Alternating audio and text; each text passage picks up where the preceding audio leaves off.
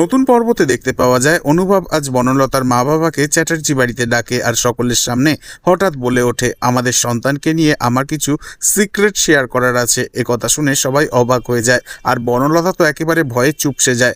ঠিক তখনই অনুভব টিভির মধ্যে চালিয়ে দেয় সেই ভিডিও, যেখানে দেখা যাচ্ছে বনলতা ডাক্তার ম্যাডামের মুখোমুখি বসে রয়েছে এবং নিজের মুখে ডাক্তারকে বলছে, I am not pregnant doctor. তখন ডাক্তার ম্যাডাম বলে, তাহলে এই বেবি বাম এর মানে কি? তখন বনলতা বলে, এগুলো সব ফেক। এসব কথা শুনে বাড়ির সবাই তো চমকে ওঠে। তখন লাজু রেগে গিয়ে বনলতাকে বলে, এই জন্যই তাহলে তুমি আমাকে কখনো তোমার চেক আপ করতে দাওনি, এবার বুঝেছি।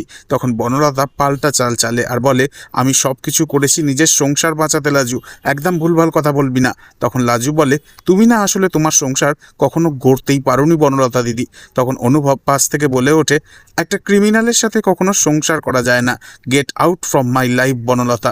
এরপর অনুভব বনলতাকে ওর মা বাবার হাতে তুলে দেয়। তবে কি বনলতা সত্যি সত্যি বাড়ি ছেড়ে চলে যাবে? আর তাতেই কি আগামী দিনে জমে উঠবে লাজু আর অনুভবের ভালোবাসা? নাকি বনলতা এবার নিজের বাপের বাড়িতে থেকে লাজু আর অনুভবের সম্পর্কটার ব্যাপারে লাজুর স্বামী সুদেবকে উস্কাতে থাকবে ক্রমশ? পরবর্তী আপডেট জানতে অবশ্যই সাবস্ক্রাইব করে আমাদের সাথেই থাকুন। ধন্যবাদ।